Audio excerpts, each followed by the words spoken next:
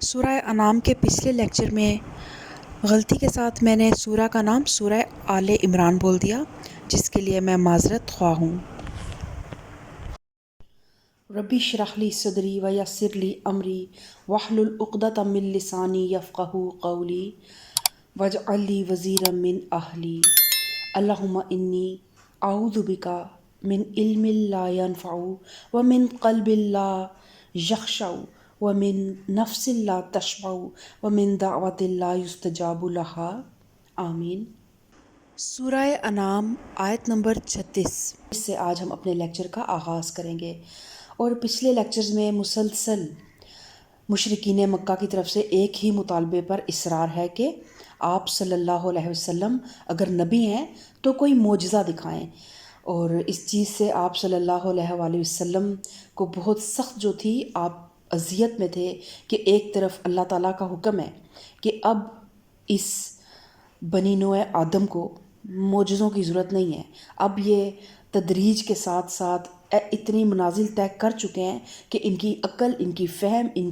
ان کا شعور اتنا پختہ ہو چکا ہے کہ اب انہیں معجزوں کے بغیر بھی اگر یہ چاہیں تو اپنے عقل، فہم، اپنی غور و فکر کے جو ان کو اللہ تعالیٰ نے جو ان کو ہنر یا صلاحیتیں دی ہیں، ان پہ عمل کر کے یہ اپنے رب کو پہچان سکتے ہیں، کیونکہ کائنات کی ایک ایک چیز جو ہے وہ چیخ چیخ کر اس چیز کا اظہار کر رہی ہے اور اس چیز کو بیان کر رہی ہے کہ دیکھو میرے اندر میرے مصور کی کاریگری موجود ہے، اور میں اپنے مصور کی تخلیق کا، اس کے رب ہونے کا منہ بولتا ثبوت ہوں۔ جیسے شاعر کہتے ہیں نا کہ برگے درختان سبز در نظر ہوشیار، ہر ورق دفتریست معرفت کردگار۔ بسم اللہ الرحمن الرحیم۔ انما یستجیب الذین یسمعون والموتى یبعثهم اللہ ثم الیہ یرجعون۔ دعوت حق پر لبیک وہی کہتے ہیں جو سننے والے ہیں، رہے مردے تو انہیں تو اللہ بس قبروں ہی سے اٹھائے گا، اور پھر وہ اس کی عدالت میں پیش ہونے کے لیے واپس لائے جائیں گے۔ تو سننے والوں سے مراد وہ لوگ ہیں جن کے ضمیر زندہ ہیں، جنہوں نے اپنی عقل و فکر کو معطل نہیں کر دیا، اور جنہوں نے اپنے دل کے دروازوں پر تعصب اور جمود کے قفل نہیں چڑھا دیے۔ ان کے مقابلے میں مردہ وہ لوگ ہیں جو لکیر کے فقیر بنے اندھوں کی طرح چلے جا رہے ہیں، اور اس لکیر سے ہٹ کر کوئی بات قبول کرنے کے لیے تیار نہیں ہے، خواہ وہ سری حق ہی کیوں نہ ہو۔ وَقَالُوا لَوْلَا نُزِّلَ عَلَيْهِ آيَةٌ مِّن رَّبِّهِ قُلْ إِنَّ اللَّهَ قَادِرٌ عَلَىٰ أَن يُنَزِّلَ آيَةً وَلَٰكِنَّ أَكْثَرَهُمْ لَا يَعْلَمُونَ۔ یہ لوگ کہتے ہیں کہ اس نبی پر اس کے رب کی طرف سے کوئی نشانی کیوں نہیں اتاری گئی۔ کہو اللہ نشانی اتارنے کی پوری قدرت رکھتا ہے، مگر ان میں اکثر لوگ نادانی میں مبتلا ہیں۔ اور نشانی سے مراد محسوس معجزہ ہے، جیسے حضرت عیسیٰ علیہ السلام کو یا حضرت موسیٰ علیہ السلام کو معجزات اللہ تعالیٰ نے دیے۔ تو اللہ تعالیٰ کے اس ارشاد کا مطلب یہ ہے کہ معجزہ نہ دکھائے جانے کی وجہ یہ نہیں ہے کہ اللہ تعالیٰ اس کو دکھانے سے عاجز ہے، بلکہ اس کی وجہ کچھ اور ہے جسے یہ لوگ محض اپنی نادانی سے نہیں سمجھ رہے۔ وَمَا مِن دَابَّةٍ فِي الْأَرْضِ وَلَا طَائِرٍ يَطِيرُ بِجَنَاحَيْهِ إِلَّا أُمَمٌ أَمْثَالُكُمْ مَا فَرَّطْنَا فِي الْكِتَابِ مِنْ شَيْءٍ ثُمَّ إِلَىٰ رَبِّهِمْ يُحْشَرُونَ۔ زمین میں چلنے والے کسی جانور اور ہوا میں پروں سے اڑنے والے کسی پرندے کو دیکھ لو، یہ سب تمہاری ہی طرح کی انواع ہیں، ہم نے ان کی تقدیر کے نوشتے میں کوئی کسر نہیں چھوڑی، پھر یہ سب اپنے رب کی طرف سمیٹے جاتے ہیں۔ مگر جو لوگ ہماری نشانیوں کو جھٹلاتے ہیں وہ بہرے اور گونگے ہیں، تاریکیوں میں پڑے ہوئے ہیں۔ یعنی اس آیت میں پرندوں کا اور زمین پہ چلنے والے چرند پرند کا اللہ تعالیٰ نے ذکر کیوں کیا؟ کہ اگر تمہیں محض تماش بینی کا شوق نہیں ہے، بلکہ فی الواقعہ یہ معلوم کرنے کے لیے نشانی دیکھنا چاہتے ہو کہ یہ نبی صلی اللہ علیہ وسلم جس طرف بلا رہے ہیں وہ امر حق ہے یا نہیں، تو آنکھیں کھول کر دیکھو تمہارے گرد و پیش میں ہر طرف نشانیاں ہی نشانیاں پھیلی ہوئی ہیں۔ زمین کے جانوروں اور ہوا کے پرندوں کی کسی ایک نوع کو لے کر اس کی زندگی پر غور کرو، کس طرح اس کی ساخت ٹھیک ٹھیک اس کے مناسب حال بنائی گئی ہے، کس طرح اس کی جبلت میں اس کی فطرتی ضرورتوں کے عین مطابق قوتیں ودیت کی گئی ہیں، کس طرح اس کی رزق رسانی کا انتظام ہو رہا ہے، کس طرح اس کی ایک تقدیر مقرر ہے جس کی حدود سے وہ آگے بڑھ سکتی ہے اور نہ پیچھے ہٹ سکتی ہے، کس طرح ان میں سے ایک ایک جانور اور ایک ایک چھوٹے سے چھوٹے کیڑے کی اسی مقام پر جہاں پر وہ ہے اللہ تعالیٰ خبر گیری کر رہا ہے، نگرانی اور حفاظت اور رہنمائی کر رہا ہے، کس طرح اس پورے نظام سے ایک مقرر اسکیم کے مطابق کام لیا جا رہا ہے، کس طرح اسے ایک خاص ضابطے کا پابند بنا رکھا ہے، اور کس طرح اس کی پیدائش، تناسل اور موت کا سلسلہ پوری باقاعدگی کے ساتھ چل رہا ہے۔ اگر اللہ کی بے شمار نشانیوں میں سے صرف اسی ایک نشانی پر غور کرو تو تمہیں معلوم ہو جائے کہ اللہ کی توحید اور اس کی صفات کا جو تصور یہ پیغمبر صلی اللہ علیہ وسلم تمہارے سامنے پیش کر رہے ہیں، اور اس تصور کے مطابق دنیا میں زندگی بسر کرنے کے لیے جس رویے کی طرف تمہیں دعوت دی جا رہی ہے وہ عین حق ہے، لیکن تم لوگ نہ خود اپنی آنکھیں کھول کر دیکھتے ہو اور نہ کسی سمجھانے والے کی بات سنتے ہو، جہالت کی تاریکیوں میں پڑے ہوئے ہو اور چاہتے ہو کہ عجائبات قدرت کے کرشمے دکھا کر تمہارا دل بہلایا جائے محض انٹرٹینمنٹ کے لیے۔ تو یہ انٹرٹینمنٹ تو اللہ تعالیٰ پچھلے پیغمبروں میں کتنی بار اللہ تعالیٰ مطلب ہر پیغمبر کوئی نہ کوئی اتنے واضح معجزے لے کر آیا ہے، حتیٰ کہ مردوں کو زندہ تک کرنے کے معجزے اللہ تعالیٰ نے ان پیغمبروں کے ذریعے تم لوگوں کو دکھائے، لیکن تم لوگ ایمان نہیں لائے۔ والذین کذبوا بآیاتنا صم وبکم فی الظلمات من یشاء اللہ یضللہ ومن یشاء یجعلہ علی صراط مستقیم۔ اللہ جسے چاہتا ہے بھٹکا دیتا ہے اور جسے چاہتا ہے سیدھے راستے پر لگا دیتا ہے۔ تو اللہ تعالیٰ کا بھٹکانا یہ ہے کہ ایک جہالت پسند انسان کو آیات الہی کی مطالعے کی توفیق ہی نہ بخشی جائے۔ دیکھیں اللہ تعالیٰ سورہ بقرہ میں بھی یہ آیا، اللہ تعالیٰ نے فرمایا کہ ختم اللہ علی قلوبہم وعلی سمعہم وعلی ابصارہم غشاوہ۔ تو پھر انسان کے ذہن میں یہ سوال اٹھتا ہے تو اللہ تعالیٰ نے خود ہی پردہ ڈال دیا ہے، اللہ تعالیٰ نے خود ہی بھٹکا دیا ہے، اللہ تعالیٰ نے خود ہی مہر لگا دی ہے، تو اب ہم کس طرح کسی کو، وہ انسان کا تو پھر کوئی قصور نہیں ہے، لیکن انسان پھر اللہ تعالیٰ قرآن پاک میں یہ کہتا ہے کہ میں بندوں پہ ظلم نہیں کرتا، بندے خود اپنے اوپر ظلم کرتے ہیں۔ اللہ تعالیٰ نے جب انسان کو ایک اشرف المخلوقات بنایا، اس کی آنکھیں، اس کے کان، اس کی زبان، اس کی محسوس کرنے کی حصیں، آپ دیکھیں کہ کتنی وہ ماشاءاللہ ان کے اندر کتنی زیادہ صلاحیت ہے کہ کائنات کی کون سی وہ سائنس کے میدان میں آپ دیکھیں کہ کون سی وہ تحقیقات ہیں جو انسان نہیں کر چکا، اور کون سی وہ ایجادات ہیں جو انسان نے نہیں کر لی۔ لیکن اللہ کا بھٹکانا یہ ہے کہ ایک جہالت پسند انسان کو آیات الہی کے مطالعے کی توفیق ہی نہ بخشی جائے، اور ایک متعصب غیر حقیقت پسند طالب علم اگر آیات الہی کا مشاہدہ کرے بھی تو حقیقت رسی کے نشانات اس کی آنکھ سے اوجھل رہے ہیں، اور غلط فہمیوں میں الجھانے والی چیزیں اسے حق سے دور اور دور تر کھینچتی چلی جائیں۔ بخلاف اس کے اللہ کی ہدایت یہ ہے کہ ایک طالب حق کو علم کے ذرائع سے فائدہ اٹھانے کی توفیق بخشی جائے، اور اللہ کی آیات میں اسے حقیقت تک پہنچنے کے نشانات ملتے چلے جائیں۔ ان تینوں کیفیتوں کی بکثرت مثالیں آئے دن ہمارے سامنے آتی ہیں۔ بکثرت انسان ایسے ہیں جن کے سامنے آفاق اور ان کے انفس میں اللہ کی بے شمار نشانیاں پھیلی ہوئی ہیں، مگر وہ جانوروں کی طرح انہیں دیکھتے ہیں اور کوئی سبق حاصل نہیں کرتے۔ اور بہت سے انسان ہیں جو zoology, botany, biology, geology, astronomy, psychology اور ایناٹمی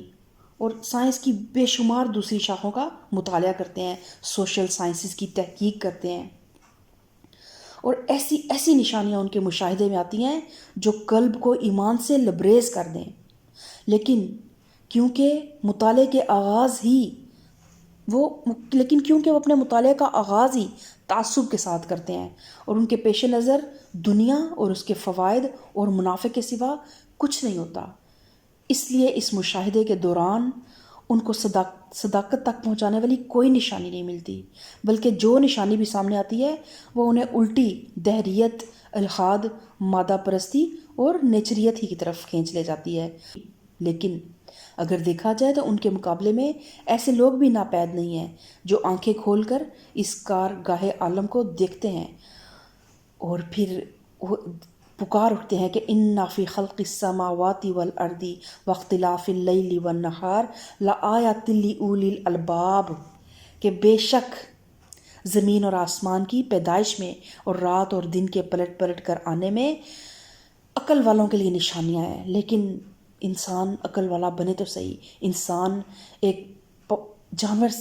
کی سی زندگی گزارے جب صرف کھائے پیے سو جائے اور اپنی ذات کی دلدل میں دھنسا رہے، ہر چیز کو صرف اپنی ذات کا کریڈٹ دے کہ میں نے یہ ایجاد کیا اور میں نے یہ انوینٹ کیا، اور بس اپنا ہی وہ اپنے علم کی صرف جب تشہیر چاہے تو پھر رب تک وہ کیسے پہنچ سکتا ہے؟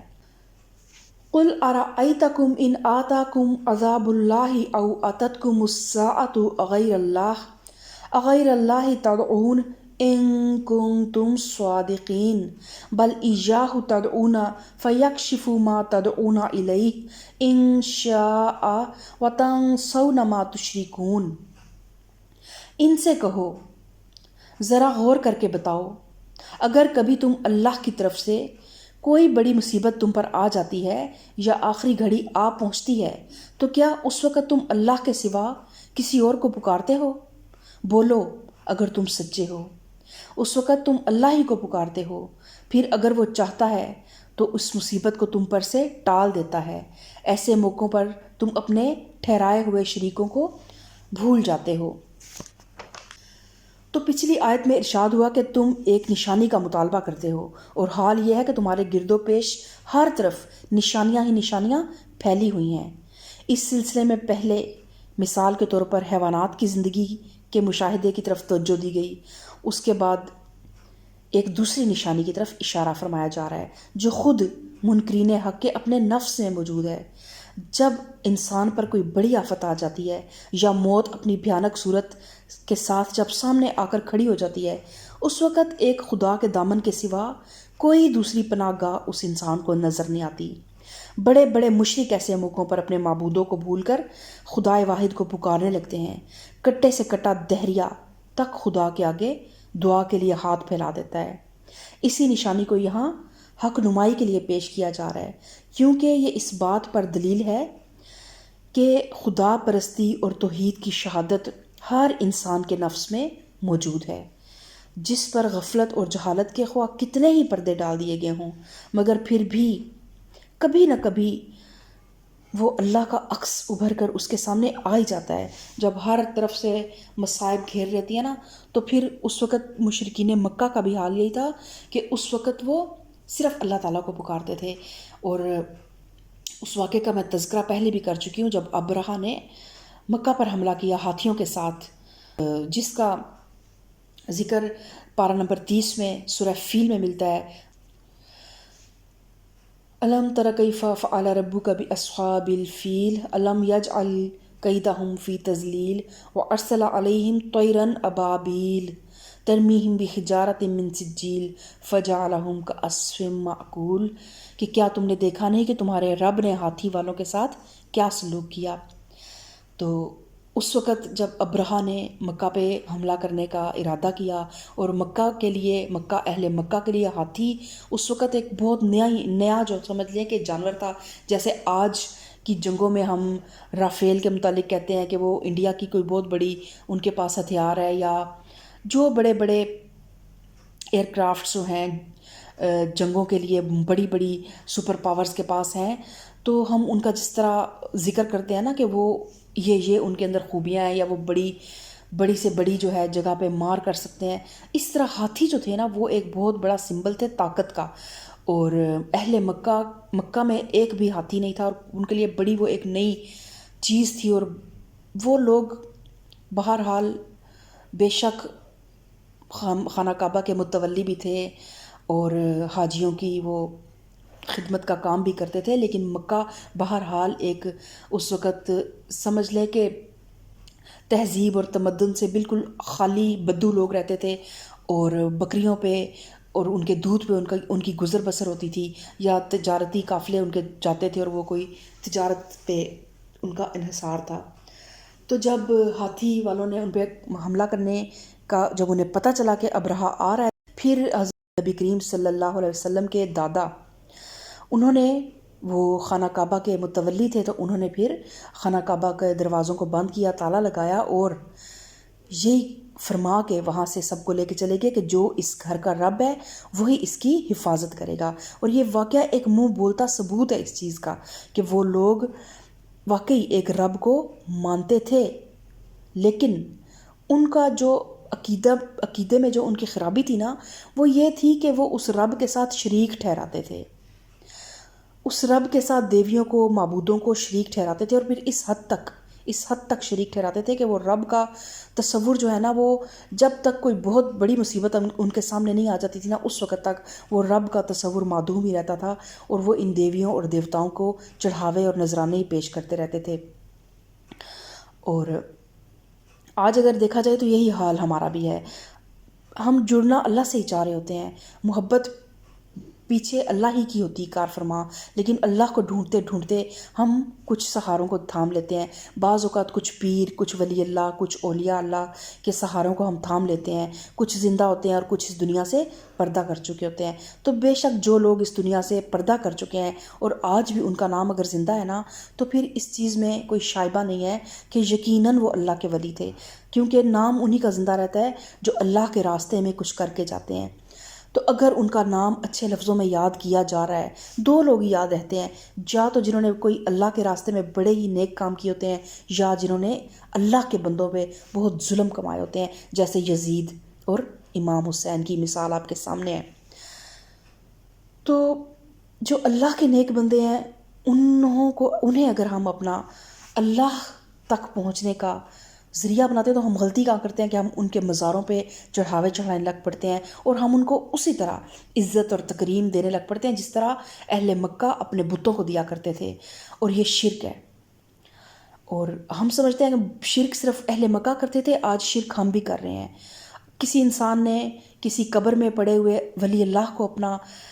اللہ کا شریک بنا لیا ہے، کسی انسان نے کسی زندہ پیر کو اللہ کا شریک بنا لیا ہے، اور کسی انسان نے اپنے نفس کو اللہ کا شریک بنا لیا، اپنی خواہشات نفس کو اللہ کا شریک بنا لیا ہے، کسی نے اپنی اولاد کو اللہ کا شریک بنا لیا ہے۔ ہر وہ چیز جس کی محبت ہم پہ اتنی غالب آ جائے کہ اللہ کی محبت ہم سے اس چیز کے پیچھے چلی جائے، تو پھر سمجھ لیں کہ وہ شرک ہم کر رہے ہیں۔ تو سب سے اوپر اللہ کی محبت ہو، اور اللہ تک پہنچنے کے لیے نبی کریم صلی اللہ علیہ وسلم کی سنت ہمارے پاس ہے، اللہ تعالیٰ کی یہ زندہ کتاب ہمارے درمیان موجود ہے، اس لیے ہمیں کسی بھی ولی اللہ، کسی پیر، کسی فقیر کی ضرورت نہیں ہے۔ ان کی اچھی عادات کو اپنائیں، وہ چیزیں دیکھیں کہ انہوں نے وہ کون سے کام تھے جو کر کے وہ آج ان کا نام زندہ ہے، لیکن اس کے علاوہ ان کا کوئی حصہ نہیں ہے کہ وہ آپ کو کوئی کسی تکلیف سے آپ کو بچا سکیں یا کسی خیر کو آپ تک لا سکیں۔ یہ سارے معاملات اللہ رب العزت کے ہاتھ میں ہیں۔ پچھلے 3-4 لیکچرز میں مسلسل ہم یہ پڑھتے چلے آ رہے کہ کس طرح مشرکین مکہ آپ صلی اللہ علیہ وسلم سے ہر وقت معجزے کی جو ہے وہ مطالبہ کرتے کہ ہمیں معجزہ دکھایا جائے، کوئی حصی معجزہ ہمیں دکھایا جائے۔ اور یہ بھی میں آپ کو بتا چکی ہوں کہ اہل مکہ جو تھے وہ بے شک مشرک تھے، شرک کرتے تھے، لیکن ایک اللہ پر بھی ان کو یقین تھا، یقین نہیں تھا لیکن ایک اللہ کو مانتے ضرور تھے، یعنی کہ اللہ کو جانتے تو تھے لیکن اللہ کو مانتے نہیں تھے۔ تو ابو جہل کا بیٹا حضرت اکرمہ جو تھے نا، ان کے اسلام لانے کا واقعہ آج میں آپ کے ساتھ شیئر کروں گی کہ ان کے اسلام لانے کی جو واقعہ ہے نا، وہ پیچھے جو تھی نا، یہی نشانی جو ہے نا ان کے مشاہدے میں آئی، تو ان کو ایمان کی توفیق نصیب ہوئی۔ کون سی نشانی ان کے مشاہدے میں آئی کہ انہیں ایک موقع زندگی میں ایسا آ گیا کہ جب وہ ہر طرف سے مصائب میں گھر کے بالکل آمنے سامنے موت تھی اور ادھر وہ تھے، تو تب انہیں محسوس ہوا کہ یہاں مجھے اللہ کے سوا کوئی نہیں بچا سکتا، تو پھر وہ ایمان لے کر آئے۔ تو جب مکہ نبی کریم صلی اللہ علیہ وسلم کے ہاتھ پر فتح ہوا۔ تو اکرمہ جو تھے نا، انہوں نے ابھی اس وقت تک اسلام قبول نہیں کیا تھا، تو وہ جدہ کی طرف بھاگ گئے اور ایک کشتی پر سوار ہو کر حبشہ کی راہ لی۔ راستے میں سخت طوفان آیا اور کشتی خطرے میں پڑ گئی۔ اول تو دیویوں کو اور دیوتاؤں کو پکارا جاتا رہا، بہت سے لوگ اور بھی اس کشتی میں سوار ہو کے فرار ہو رہے تھے، لیکن جب طوفان کی شدت بڑھ گئی اور مسافروں کو یقین ہو گیا کہ اب کشتی ڈوب جائے گی، تو پھر سب کہنے لگے کہ یہ وقت تو اللہ کے سوا کسی کو پکارنے کا نہیں ہے، وہی چاہے تو ہم بچ سکتے ہیں۔ اس وقت اکرمہ کی آنکھیں کھلیں اور ان کے دل نے آواز دی کہ اگر یہاں اللہ کے سوا کوئی مددگار نہیں تو کہیں اور کیوں ہو۔ یہی تو وہ بات ہے جو اللہ کا وہ نیک بندہ ہمیں 20 برس سے سمجھا رہا ہے، یعنی حضرت محمد صلی اللہ علیہ وسلم، اور ہم خواہ مخواہ اس سے لڑ رہے ہیں۔ یہ اکرمہ کی زندگی میں ایک فیصلہ کن لمحہ تھا۔ انہوں نے اسی وقت خدا سے عہد کیا کہ اگر میں اس طوفان سے بچ گیا تو سیدھا محمد صلی اللہ علیہ وسلم کے پاس جاؤں گا اور ان کے ہاتھ میں ہاتھ دے دوں گا۔ چنانچہ انہوں نے اپنے اس عہد کو پورا کیا اور بعد میں آ کر نہ صرف مسلمان ہوئے بلکہ اپنی بقیہ عمر اسلام کے لیے جہاد کرتے گزار دی۔ تو اللہ تعالیٰ ہم سب کو